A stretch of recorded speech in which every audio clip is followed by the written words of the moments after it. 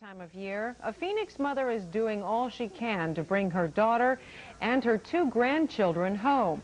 As Kristyn Hartman learned, right now the trio's in Panama caught in an adoption struggle. Kristyn? Debbie Evans and her husband Yancey adopted two Panamanian babies. When their military stay there drew to a close a few years later, they tried to leave as a family, only to learn the adoptions were not legal. So you're going to multiply everything by 3. Teaching at the church she and her husband run gives Jolene Fetters strength in these very tough times. We've been praying like Moses, let my people go. Jolene's daughter, Debbie Evans, and grandkids, Gabrielle and Kiersten, are her people. They're stuck in Panama, where the children were born. Debbie and her husband, Yancey, thought they adopted the girls during his military stay there. But because of unscrupulous lawyers, Panamanian lawyers, the papers never were finalized. A fact they learned only when they tried to return to America more than a year ago. Jolene says immigration told the Evans to leave the children, who were no longer babies, because the adoption process would take a while. Debbie Would never consider it, never. Call it a mother's love. The girls might not have been Debbie's on paper, but they were hers in her heart and mind. So she stayed in Panama, and Yancey came home to finance the paperweight.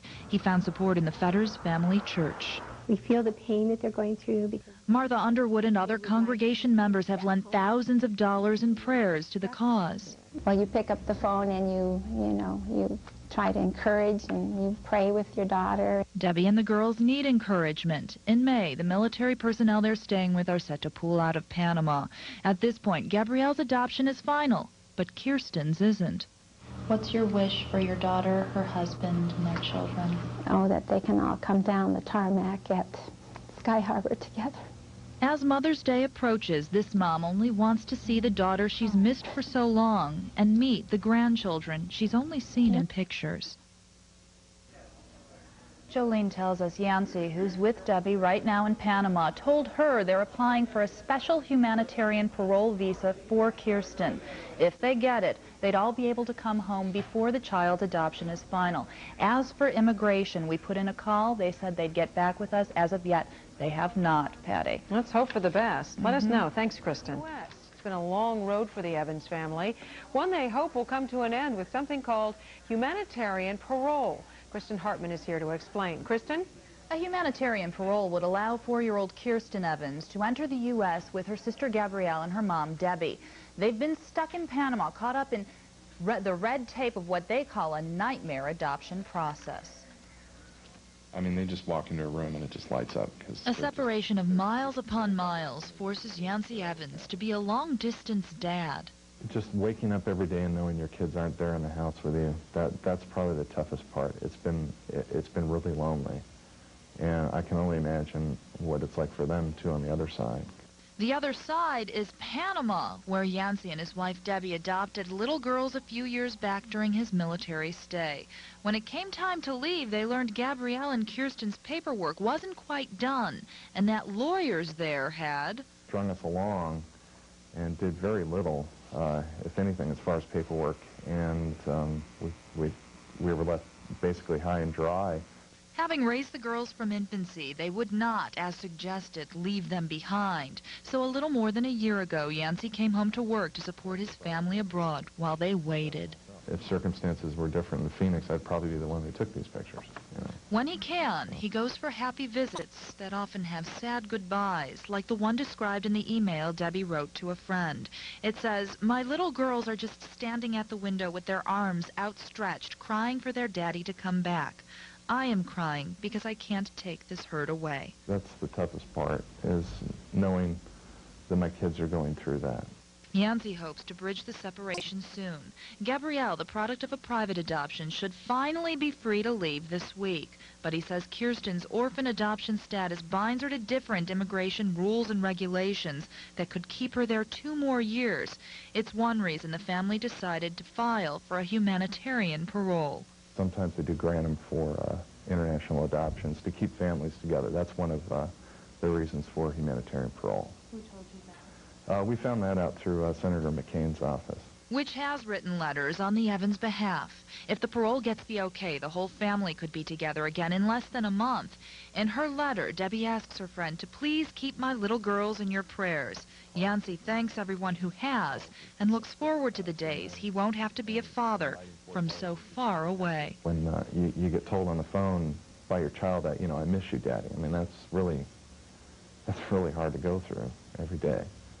Because I miss, the little moments like where she skins her knee and she wants somebody to hold her. I miss those moments, and that's really tough.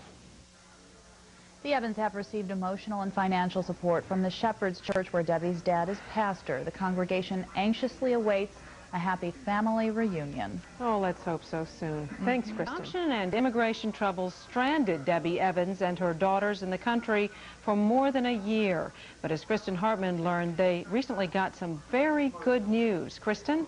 The last time we brought you this story, Debbie and her daughters were waiting on a lot of paperwork.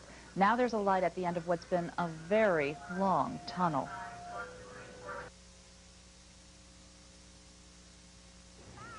In the morning, she said, hi. When Jolene Fetters hears her granddaughter's voices, she smiles. The phone line has been her heart line to the little girls.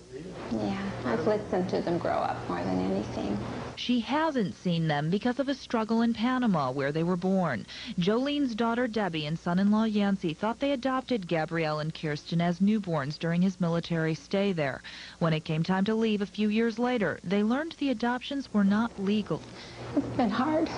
Because they had to correct what they believed lawyers got right the first time around. Yancey returned to the U.S. to provide for the girls and Debbie, who had to wait out the process in Panama.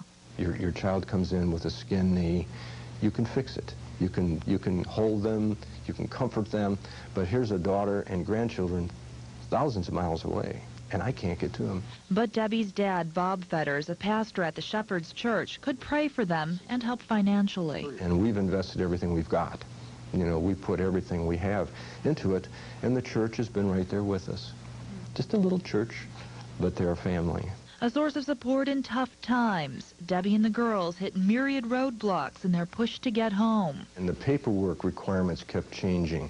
The money requirements kept changing. In May, hope nearly turned to despair. Debbie found out U.S. rules and regulations might require Gabrielle and Kiersten to wait 2 more years for visas once their adoption's finalized. The INS director down there and the one in Mexico City told her, you need to put those girls in an orphanage and go back to the United States for 2 years. For the family, an orphanage was not an option. Pastor Fetters sent that message in a letter to the U.S. Embassy in Panama. He asked for their help in resolving the matter, as did Senator McCain's office. The Department of State looked at options, and shortly thereafter came news. It's been wonderful because the INS has committed to providing the visas as their adoptions come final. Gabrielle's is final. The day she received her visa, Debbie wrote this email. She said her 5-year-old told well-wishers, quote, I'm going to get off the plane and meet all my family. There's a whole new hope now, like an excitement. There's anticipation, too. Kiersten's adoption process is complete. Her family hopes she'll have her visa by the end of July. And then it's getting them to Arizona. Jolene says she'll hug her grandkids and tell her daughter. You've done a good job. I'm really proud of her. She's a strong woman. We have tried to contact the American Embassy in Panama and the INS director there about the Evans case. No one has returned our calls. Debbie's family believes pressure from McCain's office, other senators, and the media forced the agencies to find a way to get the girls home. Nice story. Thank you, Kristyn. Yes, today, this is one of those really nice stories that we could probably use just about now. Kristyn? The airport is home to a lot of happy reunions, but I'm willing to bet not as quite as happy as the one you're about to see.